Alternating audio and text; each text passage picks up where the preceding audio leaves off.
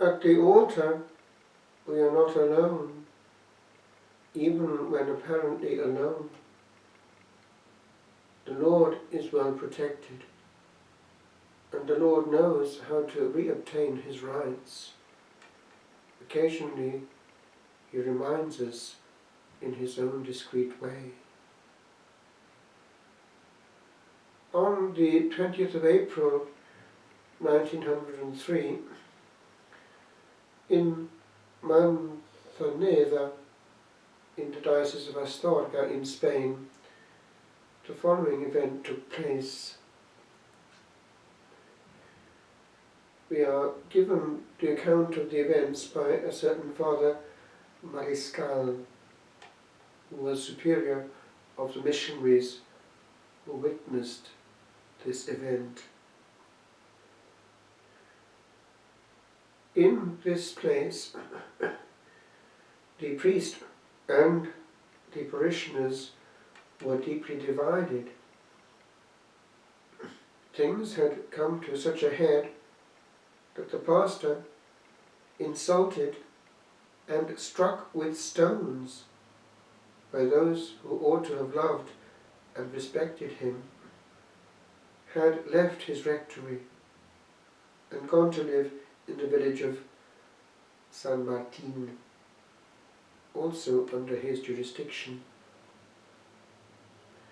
To remedy the situation, the bishop sent some missionaries to exercise their zeal in Manzaneda. Mission exercises began in San Martin Chapel. At first, only the children attended them, but little by little the adults of Manzaneda began taking part as well. By the fifth day, they were quite numerous.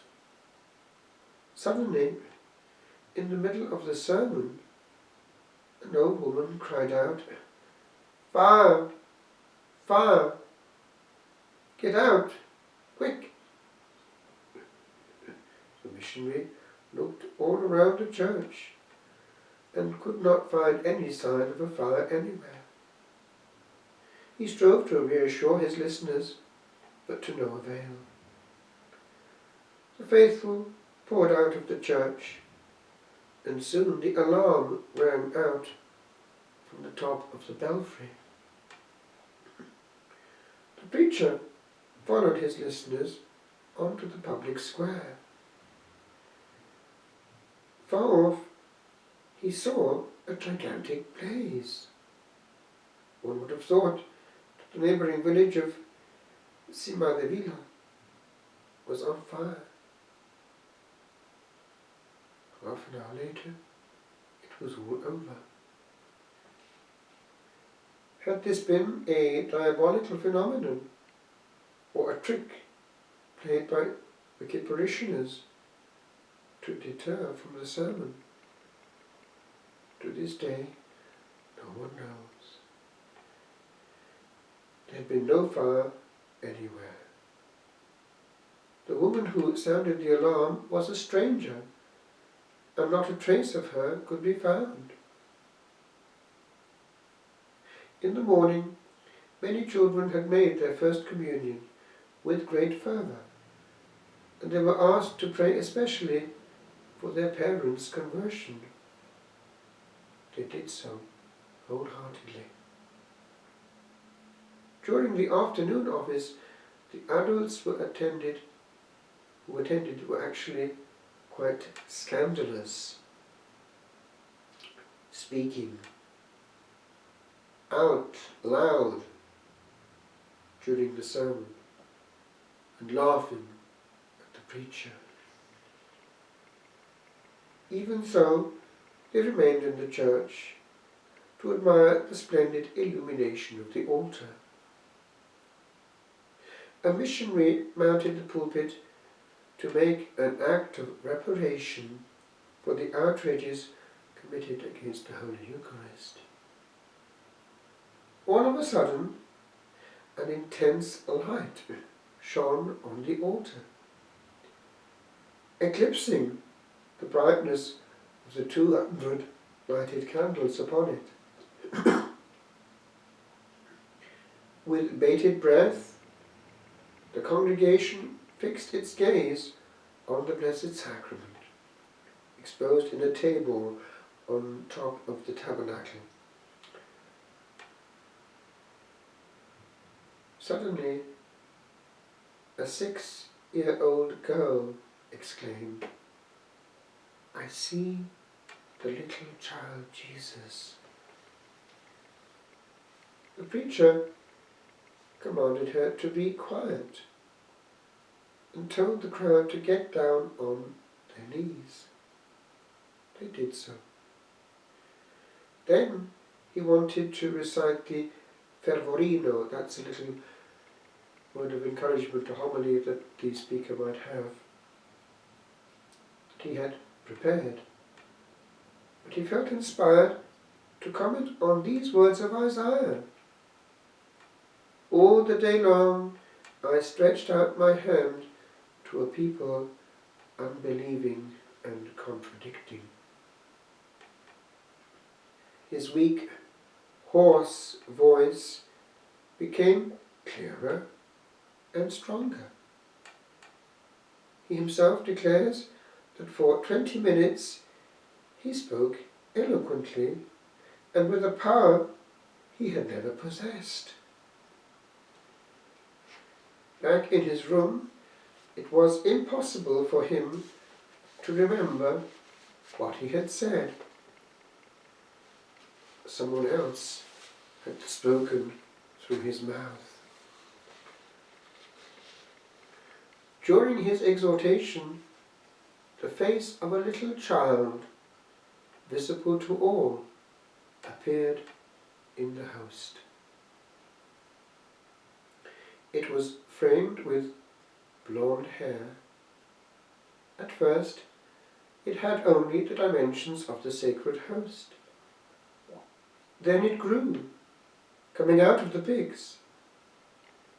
The child, with his arms and then his entire body, stood in front of the monstrance.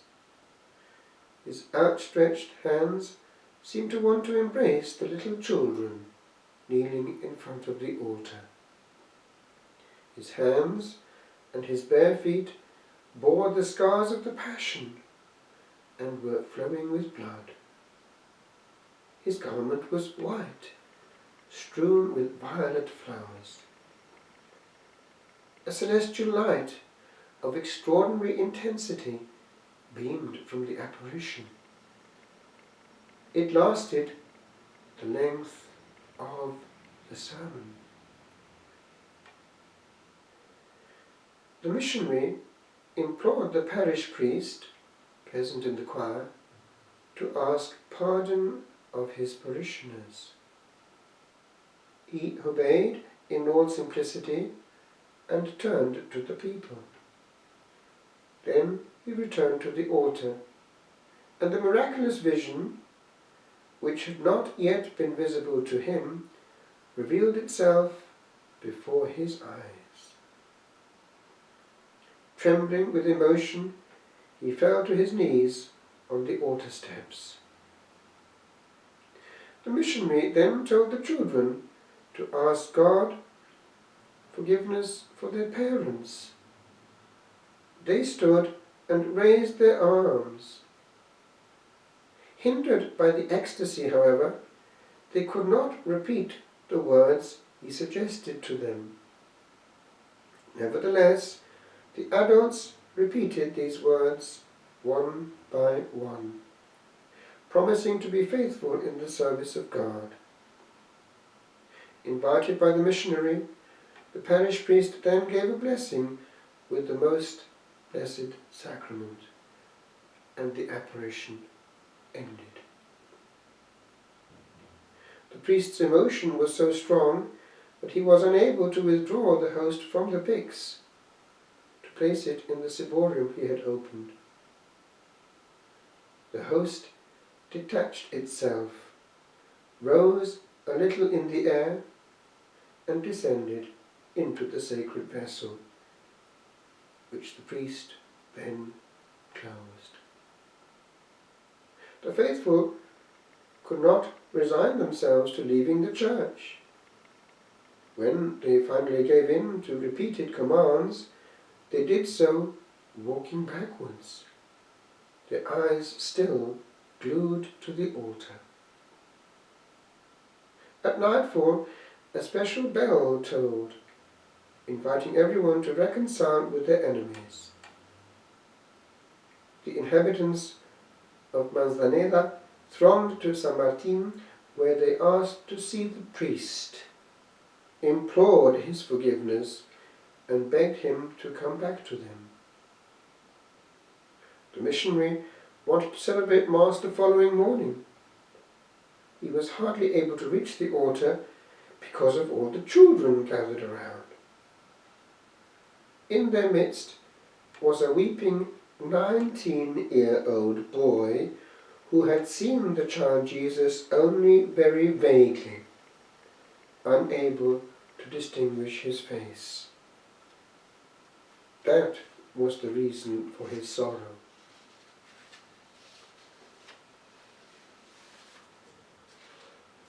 Without exception, all the faithful in the parish, and even some inhabitants of nearby villages, followed the mission exercises faithfully from then on, went to confession and communion.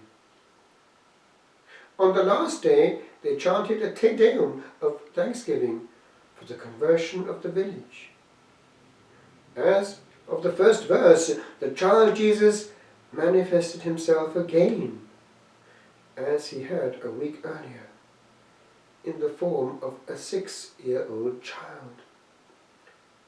But he no longer had scars on his hands and feet, or violet flowers, a symbol of sorrow, on his snow-white garment. His face was beaming with joy. The prodigy ended with the last words of the Te Deum. In remembrance of these wonders, an exact replica of the child Jesus was placed on the mission cross, just as he had shown himself on the altar at Manzaneda. We know it's true, and here is a proof. The bishop took it seriously, but wanted to be sure. So this examination took place. The priest had been sent, or actually it was the ecclesiastical notary, Thomas de Barrio, to Manzaneda for a canonical examination. This is what happened. We have here a segment of the dialogue.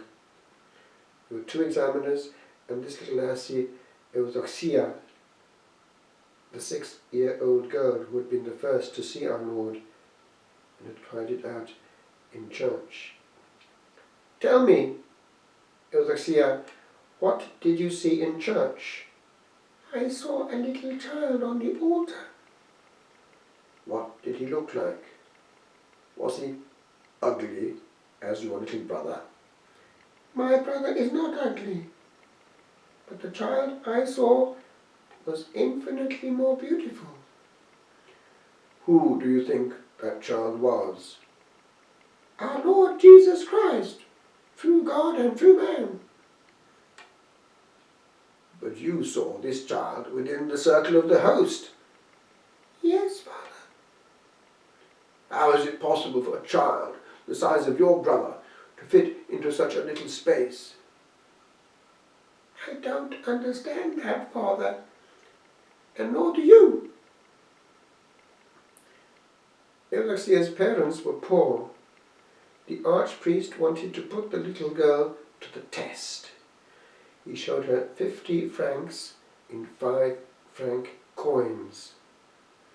Have you ever seen so much money? No, Father. Well, it is all for you. if you admit that you saw nothing in the host, and that everything that was said about the apparition of a child is false. In a voice that booked no reply, the child answered, I will not sell the truth for money. You may keep your coins. I don't want to lie against God's truth.